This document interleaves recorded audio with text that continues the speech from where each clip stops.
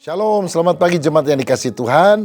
Hari ini saya akan menyampaikan renungan dengan judul Karakter Orang yang Percaya. Kolose 3 ayat 12-14 berbunyi demikian. Karena itu sebagai orang-orang pilihan Allah yang dikuduskan dan dikasihinya, kenakanlah belas kasihan, kemurahan, kerendahan hati, kelemah lembutan dan kesabaran. Sabarlah kamu seorang terhadap yang lain dan ampunilah seorang akan yang lain apabila yang seorang menaruh dendam terhadap yang lain. Sama seperti Tuhan telah mengampuni kamu, kamu perbuat jugalah demikian. Dan di atas semuanya itu, kenakanlah kasih sebagai pengikat yang mempersatukan dan menyempurnakan. Haleluya. Saudara-saudara, pada bagian ini Rasul Paulus mengingatkan siapakah kita orang-orang yang sudah percaya kepada Kristus. Yang pertama, kita adalah orang pilihan Allah. Yohanes 15 ayat 16, di sana Yesus berkata, bukan kamu yang memilih aku, tapi akulah yang memilih kamu. Bukan karena kita memilih Yesus dibandingkan dengan pemimpin agama yang lain maka kita selamat. Tidak, kita ini bisa percaya karena dari sejak kekal Allah telah memilih kita untuk menjadi orang pilihannya. Untuk menjadi orang yang akan mengalami keselamatan di dalam Kristus. Dan dasar daripada pemilihan itu bukan karena kebaikan kita, tetapi karena kasih karunia Tuhan yang besar dari Allah yang berdaulat itu. Sehingga kalau kita bisa percaya Yesus, bisa selamat, itu adalah kebaikan Tuhan.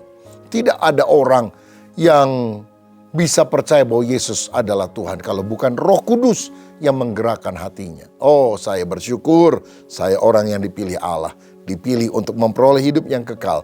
Dipilih untuk mengalami keselamatan di dalam Kristus. Lagi pula orang yang percaya kepada Kristus selain orang pilihan, dia juga orang yang dikuduskan oleh Allah. Dan kekudusan itu terjadi bukan karena apa yang kita lakukan. Berbuat banyak amal, nyumbang orang, berbuat baik. Tetapi karena apa yang Yesus lakukan di atas kayu salib. Dia yang tidak berdosa menanggung segala dosa kita. Sehingga kita dibenarkan, dinyatakan benar, tidak bersalah oleh Allah. Dan dikuduskan artinya dipisahkan untuk satu tujuan khusus. Disendirikan untuk satu maksud yang mulia. Saudara, kita tidak boleh lagi hidup di dalam kegelapan, dalam dosa. Karena kita sudah dipisahkan untuk hidup bagi kemuliaan nama Tuhan. Mari kita menjadi orang-orang yang kudus.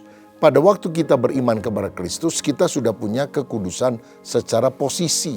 Tetapi kita tiap hari harus mengalahkan keinginan daging supaya kekudusan secara posisi menjadi kekudusan secara pengalaman sehari-hari. Yang ketiga, orang yang percaya kepada Kristus menurut Paulus dalam ayat ini adalah orang yang dikasihi oleh Tuhan. Bayangkan kita ini bukan lagi kriminal yang harus dihukum oleh Tuhan. Kita menjadi anak yang kekasih. Kita adalah anak Allah. Di dalam Kristus kita bisa memanggil Allah sebagai Bapa. Nggak ada kepercayaan yang lain yang boleh menyebut Allah pencipta yang hebat itu sebagai Bapa. Kecuali di dalam Kristus. Karena memang kita adalah orang yang dikasihinya. Dan apa buktinya Bapa mengasihi kita? Dia telah mengutus anak yang tunggal untuk mati di salib bagi kita. Ya, jangankan soal memberi makanan, memberi harta, memberi kekayaan. Mati untuk anaknya aja dia rela, saudara sekalian. Mati untuk kita, dia rela. Masa untuk memberi yang lain-lain dia tidak rela? Oh, biarlah kita sadar kasih Allah yang terbesar. Bukan karena dia memberikan harta yang banyak, tetapi karena dia telah memberikan keselamatan melalui putra tunggalnya, Yesus Kristus. Nah, sebagai orang-orang yang telah dikasihi, telah dikuduskan, telah dipanggil dari sejak semula, maka kita harus hidup berpadan dengan panggilan itu. Karakter semacam apa, sifat semacam apa yang kita harus miliki? Yang pertama, Alkitab berkata, kenakanlah belas kasihan. Orang Kristen itu harus punya belas kasihan kepada orang yang lemah. Kepada orang-orang yang lebih tua kita harus hormat. Kepada orang yang sakit kita harus berbelas kasihan dan menolong mereka. Kepada yang lemah dan tertindas. Kepada wanita, kepada anak-anak kecil. Kepada binatang, jangan ditendang, dipukuli. Tetapi semua yang lemah itu harus dikasihi. karena kita harus mengenakan belas kasihan. Yang kedua, kita harus memiliki kemurahan.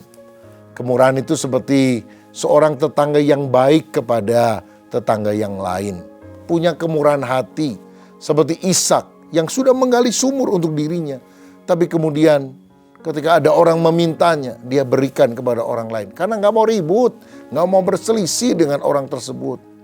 Nah, kemurahan hati ini lebih daripada keadilan. Keadilan itu memberikan apa yang menjadi bagiannya. Tetapi kemurahan hati adalah memberikan lebih daripada yang seharusnya diterima. Oleh karena kemurahan Tuhan, kita nggak mendapatkan hukuman yang sepantasnya.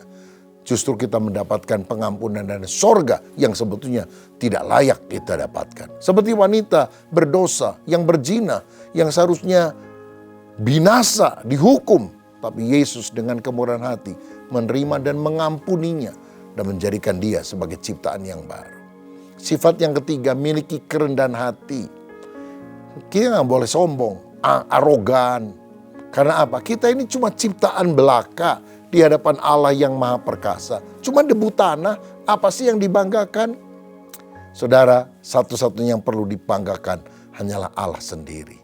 Ada orang saya lihat berapa waktu lalu di sosial media. Wah, maki-maki tetangganya. Disuruh sujud, suruh menggonggong kayak anjing. Padahal itu anak yang diperlakukan itu anak kecil. Saya rasa orang Kristen sejati harus menanggalkan kesombongan, sifat arogan. Tapi seperti Yesus yang dari sorga rela datang ke kandang yang hina dan bersama dengan manusia. Sifat berikutnya adalah kelemah lembutan. Meekness. Meekness is not weakness. Kelemah lembutan beda dengan kelemahan. Kelemah lembutan artinya punya power, tapi bisa dikendalikan. Seperti seekor kuda yang dikendalikan dengan tali kekang sehingga bisa diarahkan untuk perkara-perkara yang baik. Nah, saudara-saudara, kita juga harus belajar menjadi orang yang lemah lembut. Yesus sendiri berkata, belajarlah kepadaku, karena aku lemah lembut dan rendah hati, dan jiwamu akan mendapat ketenangan. Bukan lemah loh saudara. Oh saudara sekalian, Yesus ketika melihat bait Allah dicemarkan, dia menunggang balikan meja-meja penukar uang, mengambil cambuk, mengusir orang-orang keluar dari bait Allah. Tapi ketika dia melihat orang berdosa yang bertobat seperti Sakius, seperti wanita Samaria, seperti Petrus yang pernah menyangkal 3 kali. Dengan kelemah lembutan, dia mengangkat dan memberikan kesempatan untuk orang memulai hidup yang baru. Sifat yang lain adalah kesabaran. Sabarlah kamu seorang terhadap yang lain. Orang yang sabar itu melihat kekurangan dan cacat celah orang lain serta bisa memaafkan. Saudara, kalau engkau melihat istrimu atau suamimu punya kekurangan, punya cacat celah, wah, jangan marah-marah terus. Jangan maki-maki terus. Belajar sabar. Seperti Tuhan juga sabar terhadap kita. Kalau Tuhan gak sabar sama kita udah mati semua masuk neraka. Tuhan, jadikan aku orang yang lebih sabar. Menerima kekurangan orang lain sama seperti Tuhan telah menerima aku dengan segala keterbatasan yang ada. Jangan suka mendam kepada orang lain, tapi belajar mengampuni. Seperti Yesus, Bapa ampunilah mereka, mereka tidak tahu apa yang mereka perbuat. Inilah sifat orang yang sudah lahir baru. Sumber pengampunan itu dari Tuhan, dan kita mencontoh apa yang dia lakukan dengan kekuatan yang dari Tuhan. Seperti Tuhan telah mengampuni kita. Dan di atas segalanya, kenakanlah kasih sebagai pengikat yang mempersatukan dan menyempurnakan. God is love. Allah adalah kasih. Biar kita juga menjadi orang yang mengasihi. Kasih Tuhan dengan segenap hati. Kasih anggota keluarga kita.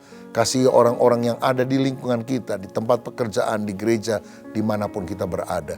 Dengan demikian, orang akan melihat perbuatan kita yang baik. Memuliakan Bapa yang di sorga. Karena apa? Kita adalah orang yang percaya kepada Kristus yang memiliki sifat ilahi. Kiranya Tuhan menjauhkan dari kita sifat-sifat buruk, pendendam, pemarah, hawa nafsu, pesta pora, kejahatan, kriminalitas. Tapi kasih, sukacita, damai sejahtera, kesabaran, kemurahan, kebaikan, kesetiaan, kelemah lembutan, penguasaan diri ada dalam hidup kita sekarang dan seterusnya. Siapa yang rindu supaya karakternya diubah oleh Tuhan. Mari kita taruh tangan di dada, kita berdoa. Bapa, terima kasih, jadikan kami anak-anak-Mu yang hidup berkenan kepada Tuhan. Karena kami mencontoh teladan daripada Kristus. Ya Roh Kudus, mampukanlah kami untuk melakukannya. Kami berdoa untuk saudara-saudara kami yang mengalami kelemahan fisik, yang ada masalah, ada persoalan. Jamah mereka Tuhan, supaya mereka mendapatkan pertolongan mujizat daripada Tuhan. Demi nama Yesus kami berdoa dan bersyukur. Amin.